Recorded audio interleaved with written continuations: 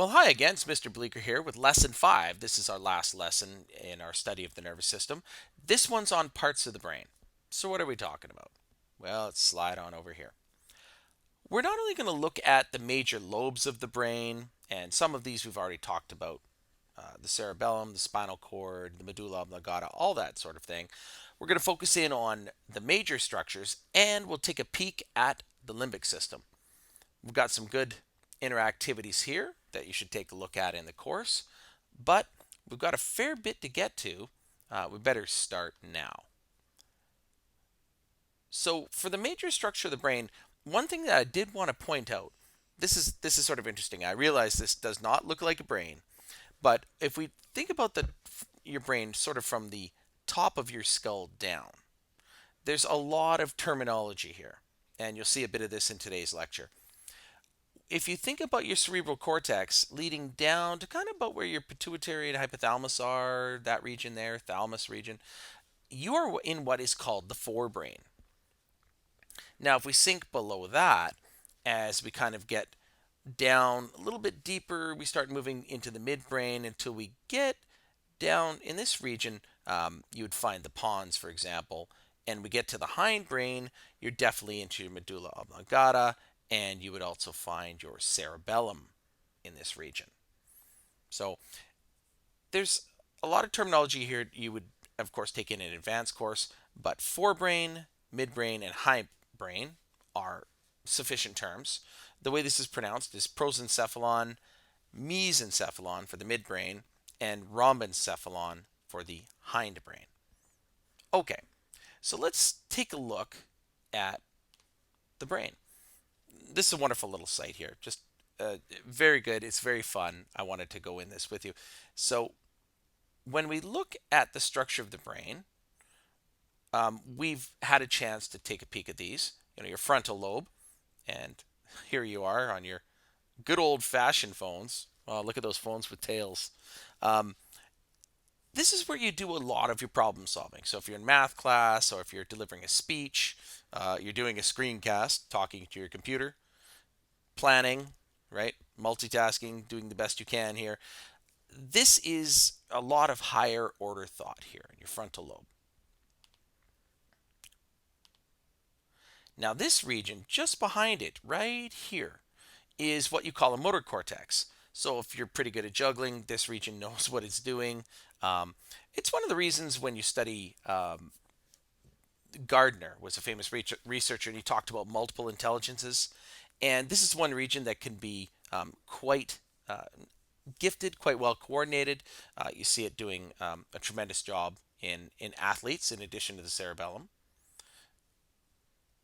So your motor cortex is particularly important for obviously your coordinated movements. Now let's just look at this a little bit from the back. That's what I wanted.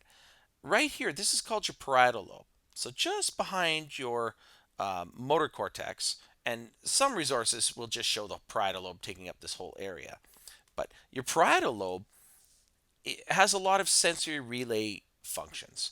So it's taking information that it's receiving for how things taste, how they smell, actually scratch smell, how they touch, and it's making sense of a lot of sensory information.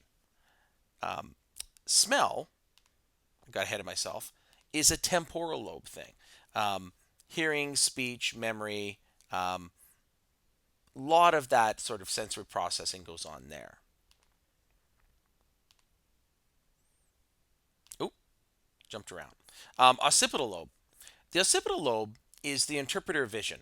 Now, we do see the world upside down because we see through a convex lens, image through a convex lens. That's what's in our eye. You'll notice that that image itself is inverted. So if you remember back to Science 8, because the light rays are bent inwards, the image after the focal point, of course, will be upside down, and that's what's broadcast on the back of our eye. So it's the job of our occipital lobe to take the upside down world and, knowing what we know about gravity, flip it right side up. And it's a fairly interesting neurological trick.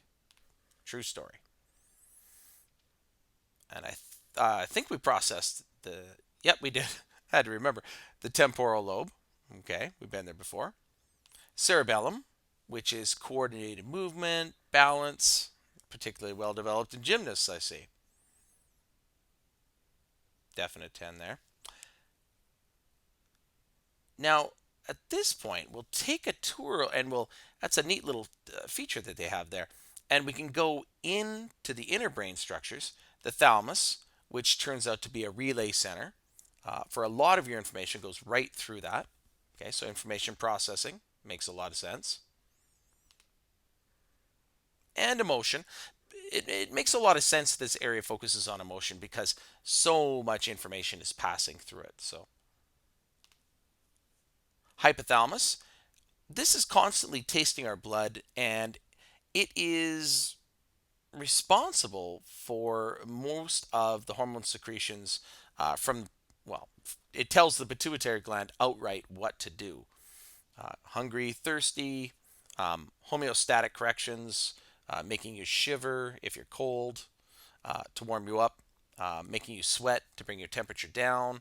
And circadian rhythms, what they mean by that is it's your daily sleeping and waking routines. Now that's the limbic system, so I'm going to leave that for a moment. If you come down here, sort of into your midbrain region, right? This is the region which it's a little bit late at night, and I'm starting to feel a little tired. Has a lot to do with your wakefulness, and when here's an interesting factoid: when we perceive blue light, it tends to be something that wakes us up. You think about it when you wake up in the morning, blue sky, it's time to get up. At nighttime, with the ruddy tones and the reddish tones and things like that we see in the sky, or if you stare into the fire, it'll those orange, yellowy, warmer tones will make you feel a little bit more sleepy, and that has a lot to do with this area right here in our midbrain region. Come down here to the pons, and this is where the cranial nerves originate from. It has a lot, it's really close to the medulla oblongata, so it has a lot to do with regulation of automatic body functions. And it's close to this guy, so it has a little bit to do with our sleeping patterns. There's an interesting little region here we're going to talk about in more detail in a minute. Your medulla oblongata, as I say, it's a good thing you don't have to think about breathing. You don't really have to think about swallowing. All day long, we have to swallow. We consume about a gallon of our own saliva. Um, Sort of all the automaticity stuff here, and including functions in sleep. So there you go. Good thing for this. This is what the big cats like to bite into. If you bite into this region, it's game over and it's fairly unprotected, right? It's not underneath the skull. There we go. Not a bad little animation. So I'll make sure I include that one on the website. Nice that you can do the rotation there like that, because you get a nice overall picture of the brain. Okay. So we have a few notes to fill in here. So we'll just make sure that we sort of take care of business. And the nice part is we can drift through it pretty quick because we've had a chance to take a little tour there. So there we go. So here's your notes for the brain. Cerebellum, sort of the Diencephalon, just coming down a little bit from the top of the brain. Brainstem in blue, which contains several centers, and then there's our cerebellum there. Now, one little correction that I wanted to make here, when it says medulla, I like to throw in the part, there we go, oblongata. Oh, hold out pen. There we go. Just so that's sort of factually correct. So it's if you just follow the arrows, really, this region, the frontal lobe, parietal lobe here. We know that we have a motor cortex region essentially there, occipital here. And in this diagram, it's a little bit hard to show your temporal lobe, which is of course just right underneath your temple. This one's a little bit better at showing the hypothalamus region here, right? And of course our pituitary right in that region there. So I think I'll throw a little extra coloring too. Now there is point number 8. It talks about a reticular activating center. There's a spot in this region, which we'll look at in just a moment. What it helps to do is to wake you up each and every day. And of course, it's very close to sort of the midbrain region, which is sort of poking at it and helping to wake you up in the morning. But these are the major structures. I have a lot of students ask about number 4, the pons. Like, well, what does that do? And a lot of the cranial nerves, the nerves that radiate out into the basically in the head region, come out of that pons structure. So formally, we'll just get this down on paper. Your thinking, your interpretation. There's a heck of a lot of gray matter in this region. These nerves don't need to be tremendous, or neurons don't need to be tremendously long. Not like sensory nerves that are conveying information, let's say, all the way down to the tip of your toe to lift it if you so choose. Um, this is all about thinking and based on processing that we've already done. So if you're learning a language, this will light up. Nice shot here. Remember that your that fissure. I should turn on my pen there. There we go. This fissure region here, we've already sort of looked at. It's not described in this diagram, but that's a motor control region, as we've already kind of identified. So your frontal, they talk about conscious thought and motor control. There is something called a frontal lobotomy, which was a procedure that was done on what comes to mind is particularly sort of vicious crimes, vicious criminals, things that were done. And a portion of this lobe was removed, and it didn't just make a lot of the patients passive, it turned them into sort of downright sort of non-interactive human beings. A lobotomy is to take a cut of, and frontal, they're talking about frontal lobe, and they were doing that to try to deal with crimes. Quite an extreme thing to do. Your temporal lobe, of course, now we can look at it from the side, right? It has a lot to do, of course, with sensory perception, but think about how close it is to your ear. So obviously that makes sense with the hearing. It helps to process sense of smell, judgment, and it also, if you've ever listened to music while studying for an exam, one of the reasons that you can recall a lot more is you've engaged your temporal lobe, and it's helping out sort of additionally with memory. Your parietal lobe has a lot to do with sensory perception and figuring out what's going on. And if you look at the parietal lobe, it's very close to this. So making sense of tactile information obviously comes to mind. Your occipital lobe comes from there's a Latin word called oculum or oculus, and whenever you hear ocu like that, what really it means has to do with the eye.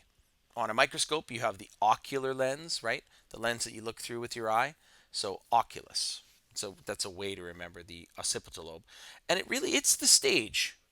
It's the stage at the back of our, you can think of it as a stage at the back of your brain where your visual signal that comes through is processed. And it kind of, I always like the sort of the idea of it, of an image casting through the brain and the back of the brain, figuring it out.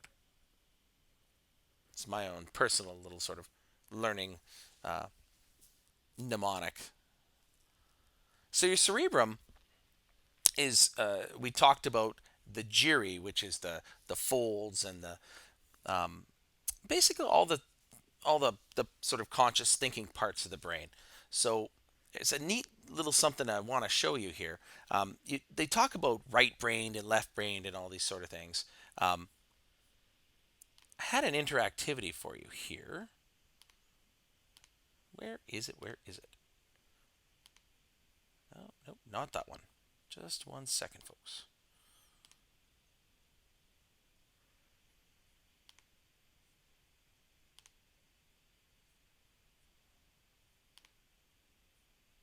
And I don't have it. Huh, I just had it for you. That's okay. I'll continue and see if I can recall where it was. But your cerebrum, obviously, is your thinking abilities. What it refers to here with the brain being more plastic than we once thought is that some regions of the brain can take over associative functions of others. There have been regions of the brains that have been damaged, and others parts have sort of taken on the job of those damaged areas. Let me go back to full screen. So it's quite adaptive. One thing that you do need to know about neurons, though, is they don't divide. They're nourished by these little things called glial cells to keep them alive and keep them functional. But our nerve cells really stop dividing by the time we're kind of in our teens, and we don't get new ones. We have a limited cranial capacity. That kind of makes sense. Um, so the brain has to be adaptive because it's not regenerative, not the way our skin comes back. We've got the right and the left halves of the brain. Now, when they talk about your creativity, they talk about you being sort of right-brained and writing short stories and coming up with sort of all sorts of interesting plots. And kids that are very right-brained are definitely coming up with a lot of sort of original sort of ideas. And the left brain is considered to be more contemplative, sort of more processing, more scientific. But the most important thing to think about the brain or to realize is that your left brain controls the right side of your body. So I'm right handed, that's controlled by the left side of my brain. Vice versa. Apparently, the right side of my brain isn't very good because yes, I'm not the best in left handed mode. But the two sides of the brain communicate through something that we call the corpus callosum, and that's the connection between the two hemispheres. But as far as sort of being scientific and learning languages and reasoning, um, that's sort of thought to be your left side of your brain. Interesting, though, that music is right brained, but we find a lot of mathematical skill in the right side of the brain, too. And there seems to be a correlation between music and mathematical ability. And it doesn't really seem that distant of an idea because they're very closely located in the brain.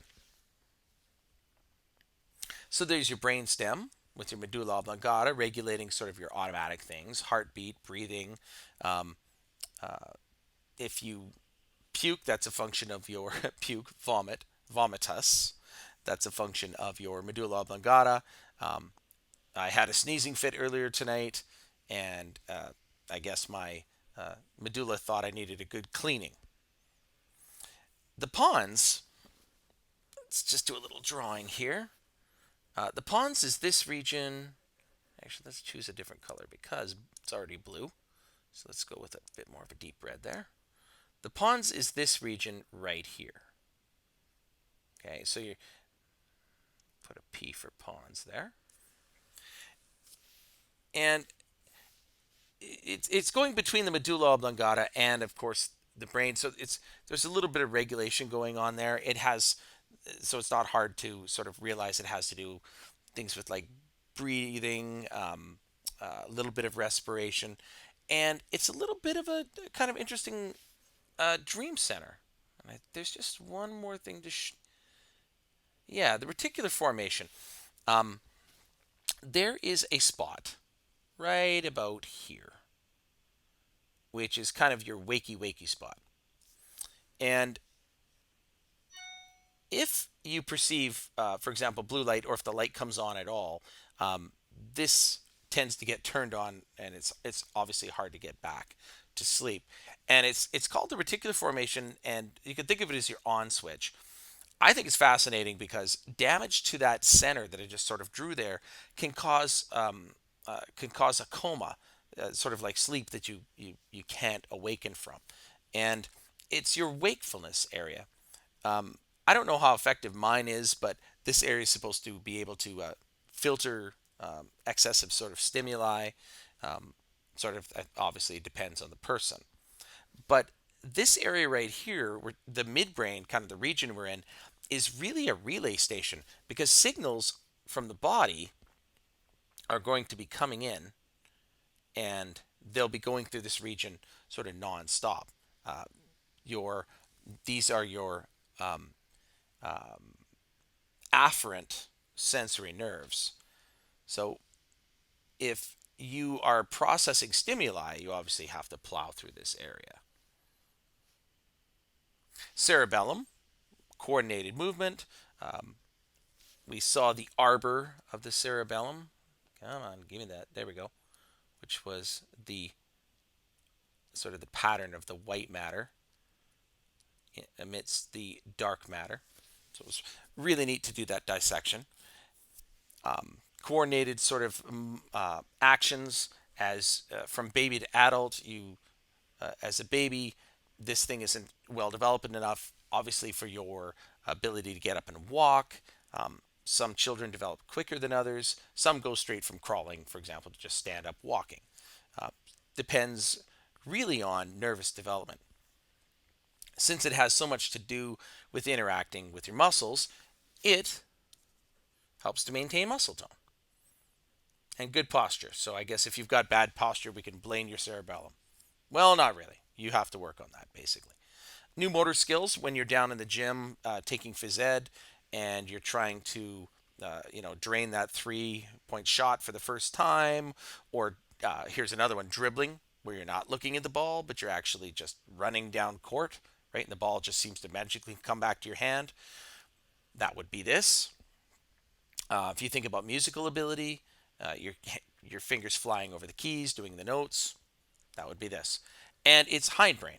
So really, you've come down from as you're coming down through the brain, you've gone past the midbrain, and you're really kind of exiting the brain. This and the spinal cord are considered to be hindbrain structures. So your diencephalon. Now, just wanted to. Where was it? There we go. There was. Here we go. So you go through your diencephalon is where you're just about into the midbrain region, right here where you would find the pons, for example. Okay, um, just pointing that out. Your diencephalon, you can see that this is pretty important relay center. Your thalamus is here, and its job is to relay information to the brain. You think of information coming in from the ears, coming in through here. Um, this information has to be relayed, processed, etc. It's a highly vascularized region. So just underneath it, just below the thalamus, is the hypothalamus, and that's homeostasis central. Hypo meaning underneath the thalamus, and it's that pituitary gland right there. Our friend the pituitary there, anterior and posterior. So we've got anterior on that side and posterior there. So there's the two lobes of the pituitary gland there. And the pituitary gland, just do a little bit of erasing, is the master gland as far as hormone secretion goes, right? The pituitary gland can tell your kidneys to absorb far more water, for example. Pituitary gland, when we just studied the entire reproductive system, sets up basically the female a woman's hormonal cycle, luteinizing hormone, follicle stimulating hormone, things like that. It's a master gland. It's basically your homeostatic hormone secretor, but it does it in response to commands from the hypothalamus. Think of the hypothalamus as being the boss, and the pituitary gland is just responding and doing what it's told. That's a pretty good analogy. Here's where it is. I was waiting for this. So the RAC, Reticular Activating Center, that's your little wake-up center. It's This is an interesting one because If it's filtering stimuli, as we spoke of before, I have a really good friend by the name of Jeff, and he could watch Monday Night Football while watching TV, and I was always jealous because when it came to studying, I had to concentrate. Right, I have to be very disciplined and just focus on that. Um, if you've ever been driving a car, for example, and you're feeling stressed, and you ever notice your dad or maybe even yourself where you've done this, where you turn the radio off, um, your reticular activating center is supposed to act like a filter, but kind of depends under what conditions. If you start to get a little stressed in your sympathetic nervous system, you get a little anxiety, maybe your filter just isn't functioning as well as it should. Just wait till the kids fight in the back of the car, folks. Yeah, we'll see how well we'll see how well your RAC does at that. Okay, last but not least is the limbic system. Now, this thing is one weird looking sort of dude. And it's when you look at these structures, it looks like the horns of a ram with sort of like a stone in the middle. And the limbic system is our ancient emotional brain. It's very old. If you've ever been chased by a dog, scared to death, it's this thing which retains some of our oldest memories. Um, Highly emotional memories. Even when you people who have uh, onset of dementia and unfortunate conditions like that, the memories that are deep seated in the limbic system are often the ones that they can recall. Short term memory can be affected in some cases of dementia. Long term memory tends to be a little more cemented, especially what's observed with the memories that are associated with the limbic system. So let's take a little peek at, there we go, just have to get free from that, at the limbic system. That's not what I wanted. There we go. So we'll sneak into the limbic system. And one part of the limbic system is called the amygdala. So I'm going to zoom in on that. And it's located right about here in the brain. Now, this is our holy smokes moment. The amygdala, there, it might help if I show it here. There it is. Just this little structure um, kind of appears this basically as you look at this sort of horn-like structure here, which we'll come back to. Um, there we go. Now the amygdala will alert. Think of it as alerting our um, autonomic nervous system. We're in danger. This thing will definitely turn on the sympathetic nervous system. So, neat little fact here from one of these websites: if it's cut or injured, they found in mice that they won't fear cats at all. Um, if this is damaged in monkeys, um, they'll have bizarre responses. For example, they won't be afraid of snakes. Heck, they'd even try to eat a snake, which is something that they would never do. So, this little region right here, any damage to it seems to turn off the fear response. Interesting. The hippocampus is this spot here, just a little bit sort of so we'll call this southwestern of the amygdala, and the hippocampus is this structure right. You'll see kind of right here. Okay, sort of a little bit in red here. Now, what the hippocampus does is it's got a lot of work in helping us process long-term memory, which is why memories are deep-seated in this region. And obviously interacting with the temporal lobe makes a little more sense with this. Um,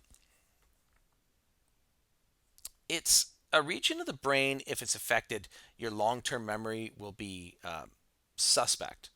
Sort of makes me think of the movie The Notebook, wondering if there was damage to this region, which, if you've seen The Notebook, you know what I'm talking about. Um, it's quite the movie, but your limbic system is sort of a very sort of ancient region of the brain. Now, coming back here, there we go. I'll zoom out. Another interesting factor about your amygdala is if you try to cram for a test, MRIs have shown that your amygdala, when you take a picture of it of someone cramming, it's more or less lit up like a Christmas tree. That's not a lot of nervous tissue to try to fill with reams and reams of information, which we try to do when we cram. And after you cram for a test, it's not great transference to long-term memory. It sort of almost based just on the size of the structure, looks like it's not really well suited to taking on that monumental task. Let's see. Oh, we've already covered the reflex arc. If you want to learn more about the limbic system, um, this unto itself is an entire lecture. I like how the limbic system hugs the thalamus, though. It's just kind of fabulous the way that looks. But it is our ancient sort of deep-seated emotional brain. Without getting into too much more, there's more structures here. For example, the caudate nucleus didn't really refer to, or the putamen, but we'll leave that for another time. We've covered more than we needed to for biology 12. So, ladies and gentlemen, that's it. That is concludes lesson 5. Thanks again for listening, and I hope it was enjoyable. Ciao.